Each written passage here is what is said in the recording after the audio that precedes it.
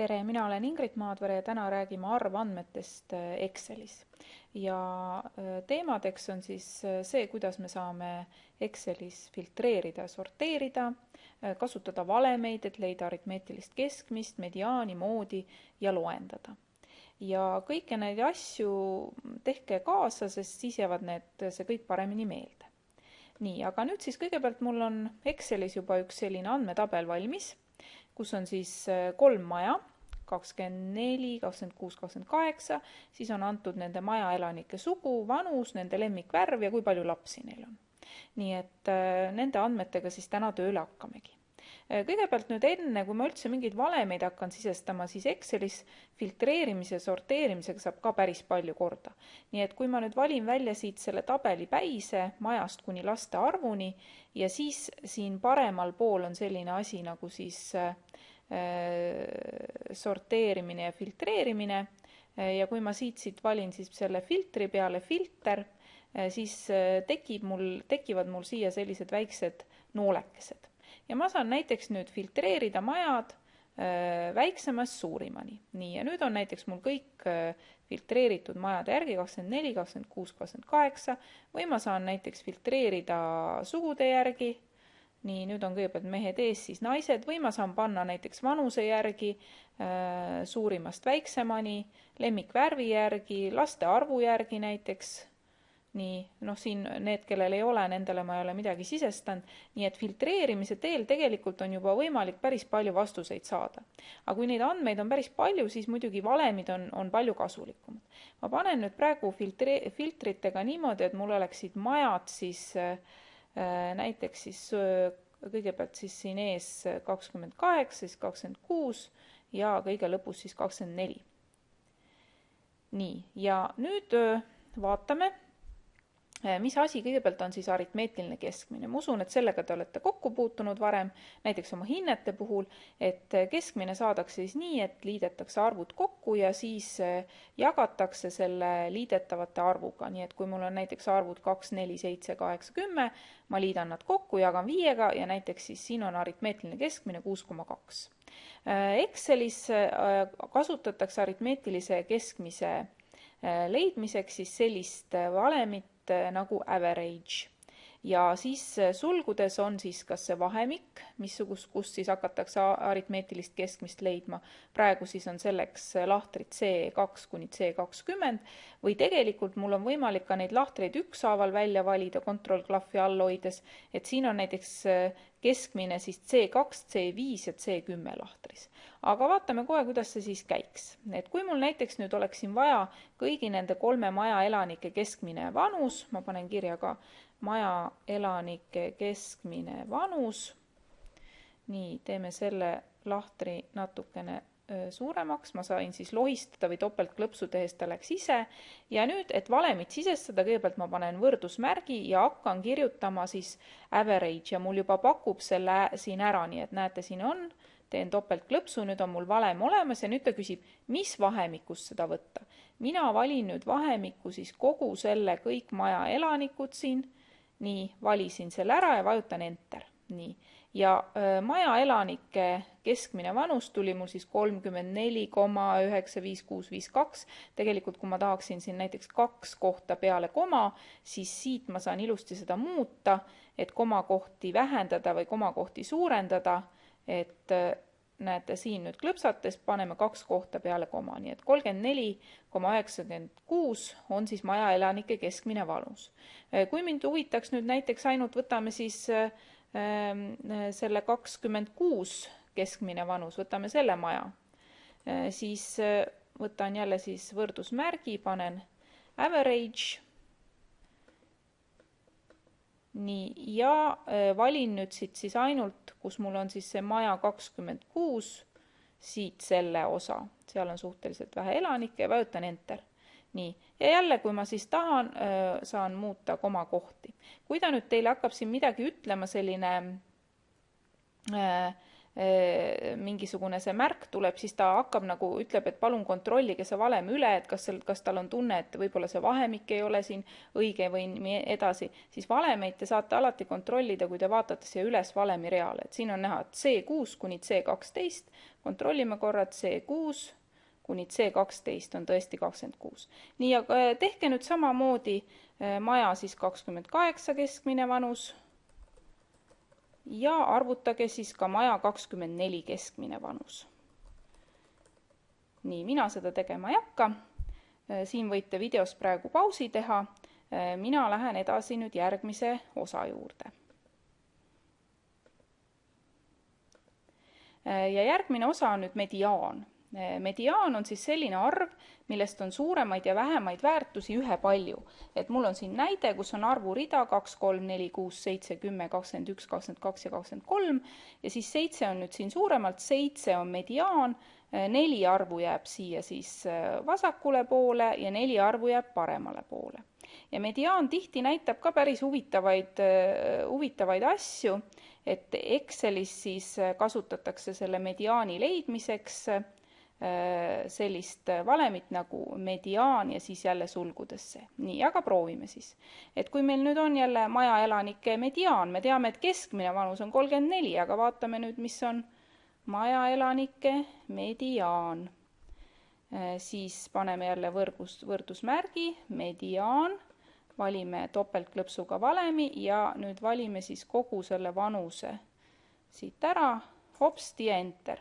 Ja mediaan on siis 27, see tähendab, et siis 27-st allapoole on elanikke ühepalju ja ülespoole on elanikke ühepalju.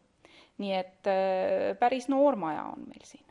Nii, ja teie ülesanne on jälle siis arvutada nüüd mediaan erinevate majade kaupa, 26 mediaan,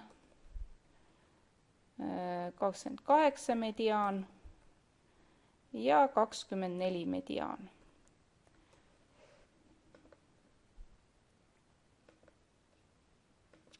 Järgmisena võtame moodi, et mood on siis kõige sagedamini esinev väärtus, jääb hästi meelde sellega, et mood, see on mis moes, seda on kõige rohkem ja jälle, kui mul on siis arvurida 2, 3, 3, 4, 4, 5, 5, 6, 7, siis selles arvureas on 4 kõige rohkem, nii et mood on 4.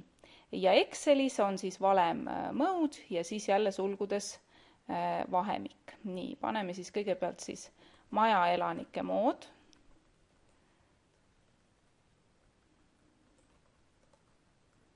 Nii, võrdus, nii hakkame kirjutama mode, siit pakub välja topeltklõps ja valin ära siis kogu selle vahemiku ja enter. Nii, maja elanike mood on 27, kõige rohkem elab majades 27-aastaseid elanikke. Nii, ja teie jällegi siis 26 mood, 28 elanike mood ja 24 mood, et arvutage välja.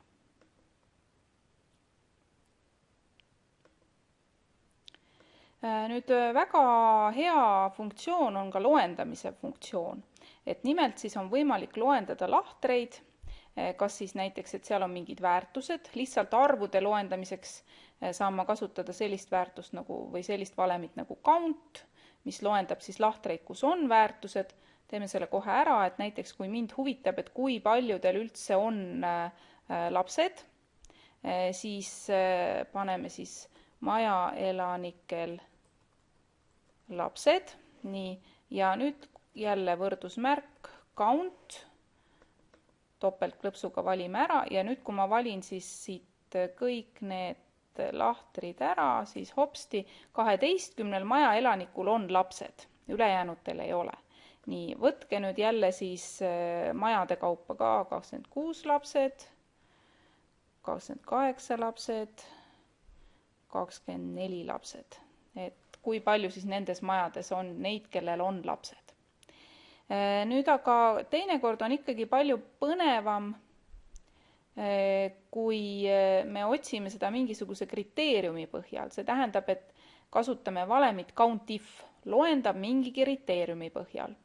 Ja näiteks, et mind huvitab, et kui paljudel maja elanike lemmikvärv on punane, siis seda ma saan teha sellise valemiga, et kirjutan count if, siis ütlen vahemikku, siis ütlen selle, et mille järgi ta otsib, see kriteerium, või siis tegelikult see teine siin on siis nii, et on vahemik ja otsi, kus on samasugune asi, nii et kui näiteks see punane oleks mul sealt C4-s, siis ta otsibki kõik, mis on samasugused.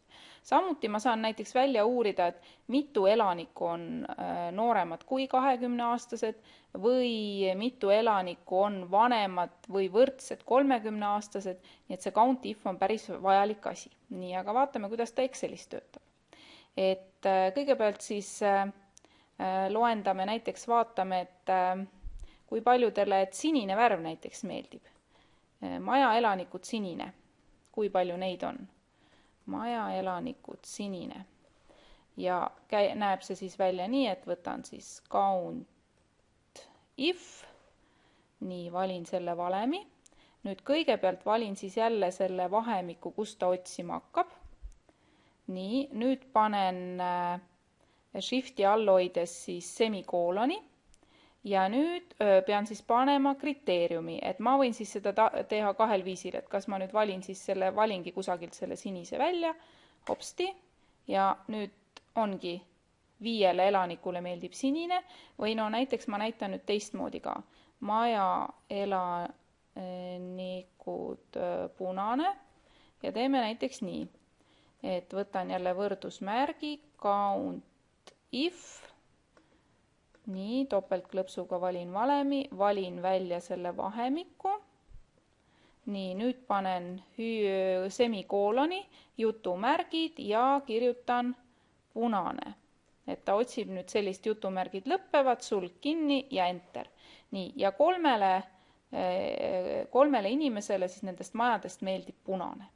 Nii, aga teie nüüd võtke mõni värv veel, näiteks maja elanikud roosa. Ja siis näiteks, et kui paljudele maja elanikud must. Must ja arvutage välja. Ja mind näiteks huvitab, et kui paljud maja elanikud on vähem kui 30-aastased, nooremad kui 30, siis selle puhul oli siis nii, et panen jälle võrdusmärgi, count if.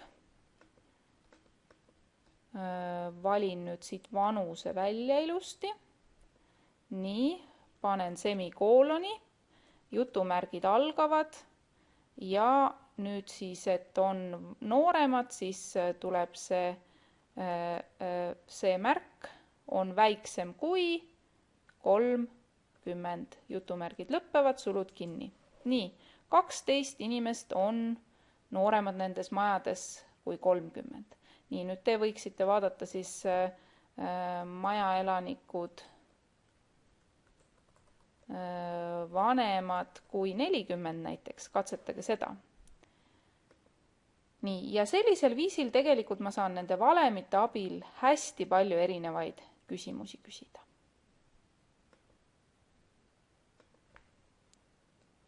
Nii, ja lõpuks teile siis kontrollimiseks, et kui te nüüd ise arvutasite, et mismoodi need tulemused teil tulid. Üks asi, mis teil võib-olla tundub kummaline, on see 28 mood, et miks see tuli selline, et ei tulnud mingit arvu. Aga mood oli kõige sagedamini esinev tunnus ja kui me võtame maja elanikud 28, siis seal ei olnud, igaüks oli erineva vanusega, nii et ta seda arvutada ei saa. Nii et vaadake, kas teie saite samad vastused.